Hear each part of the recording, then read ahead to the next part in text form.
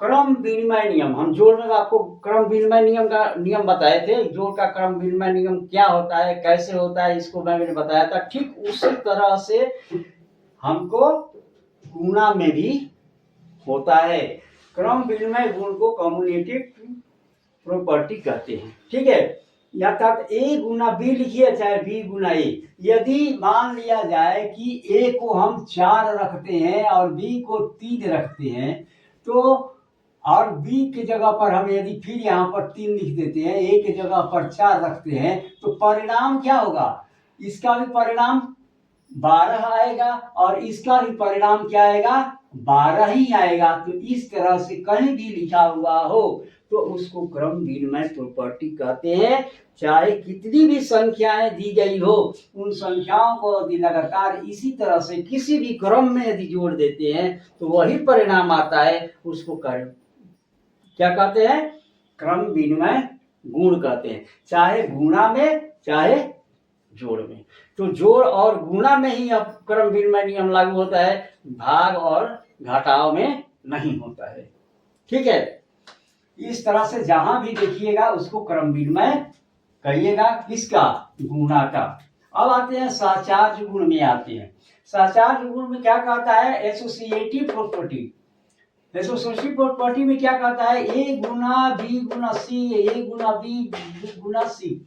इसमें क्या कहता है कि इसमें कोष्टक लगा दिया है, 3 गो पूर्णांक दे दिया। जैसे मान लीजिए कि इसको 2 दे दिया, इसको 3 दे दिया, इसको 80 को 4 मान लिया, कुछ भी मान लिया, एनीथिंग। और उसी तरह से जिस तरह से इसमें से अंक लिया उसी तरह से इसमें भी यदि अंक मिल जाता है, जैसे मान लीजिए कि एक जगह पर 2 हो गया, फिर गुणा करता है बी की जगह पर आ गया 3, फिर कोष्टक बंद कर दिया, गुणा कर दिया सी की जगह पर क्या दिया 4। अब इसको जब हम कोष्ट को तोड़ते हैं, कोष्ट तोड़ने के बाद हम अगली पूर्णांक संख्या में यदि गुणा करते हैं तीसरी में, तो वही संख्या प्राप्त होती है जो हम पहली संख्या से दूसरी संख्या में गुणा करते हैं। जैसे देखिए 2, अब यहाँ पर कोष्टक तोड़ेंगे तो 4 3 12 हो गया। अब 12 दूनी क्या हो गया? 12 दूनी 24। अब यहाँ पर देखिए 3 दूनी 6 और 6 चौका 24, यानी कि इसका भी परिणाम और इसका भी परिणाम, दोनों का परिणाम कितना आ गया? 24 आया। तो इसको बोलते हैं सहचार्य नियम। जोड़ में भी होता है सहचार्य गुण और गुणा में भी सहचार्य गुण होता है। यानी किसी भी क्रम में किसी तरह से यदि लिख दिया जाए तो उसका भी गुणनफल जो होता है वह उतना ही होगा जो पहले स्थिति में था। इस स्थिति में भी और इस स्थिति में भी, दोनों स्थिति में वही संख्या प्राप्त होती है।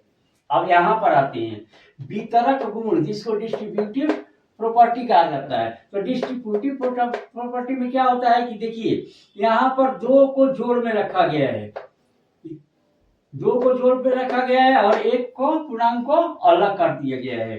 अब ये क्या होता है कि ए को बी के साथ भी संबंध होता है गुणा का और ए का संबंध सी के साथ भी होता है, लेकिन बीच में प्लस है तो प्लस का रहता है। जैसे ए और बी से गुणा करेंगे तो ए गुना बी हो गया, बीच में प्लस आ गया तो प्लस लगा करके फिर ए गुना सी लिखा जाएगा, जो क्या हो जाएगा? इसको कहते हैं वितरक गुण।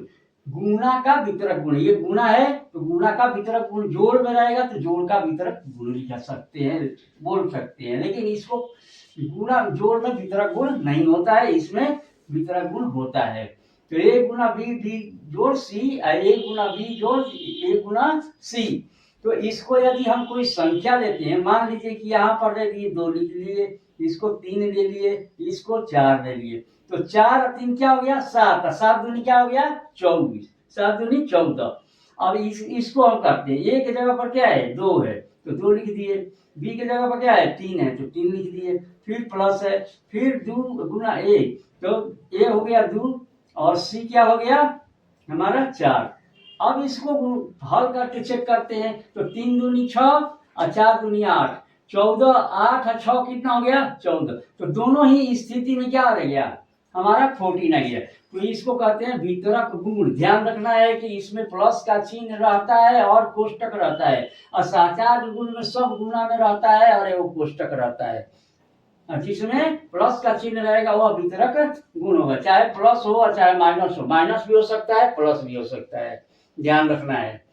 अब इसके लिए समरी हम एक छोटी लिखी है। समरी में क्या लिखते हैं, समरी का मतलब होता है इसको ध्यान रखना है, छोटे से रूप में इस सबको हम जितना बता दिए इस सबको ध्यान रखना है।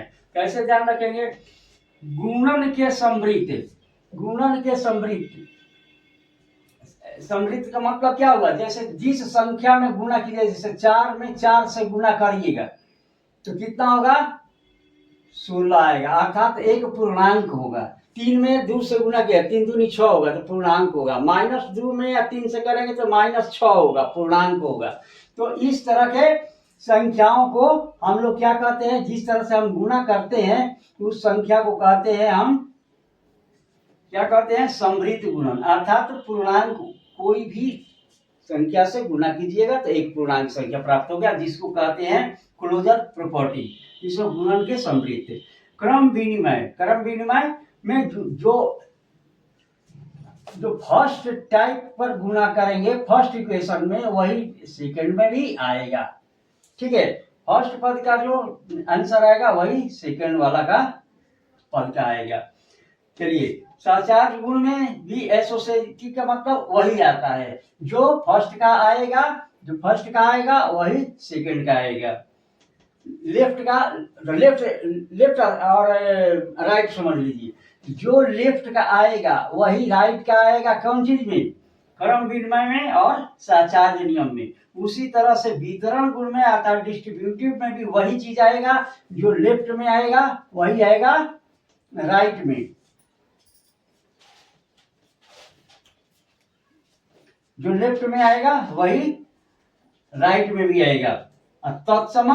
तत्समक में क्या है, कुछ नहीं बदलता है, मतलब a गुना 1 बराबर a, a गुना 1 बराबर a, मतलब वही रहता है, समझ में आ गया।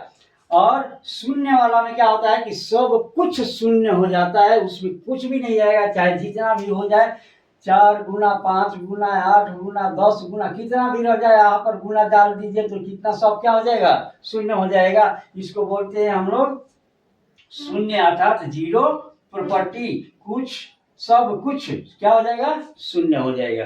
तो इस तरह से आपका चैप्टर, अगला चैप्टर का मतलब दूसरे पार्ट के लिए हम इस सारे नियम से आधारित क्वेश्चन आंसर जो 1.2 में दिया है, इस वीडियो के बाद हम बना करके आपको भेजेंगे। आप लोग इसको आप शॉर्ट स्क्रीन ले सकते हैं, शॉर्ट स्क्रीन ले लीजिएगा। और ये चीज जो है वो मेरा समझाया हुआ चीज है, और ये जो चीज हो गया आपका प्रॉपर्टी हो गया।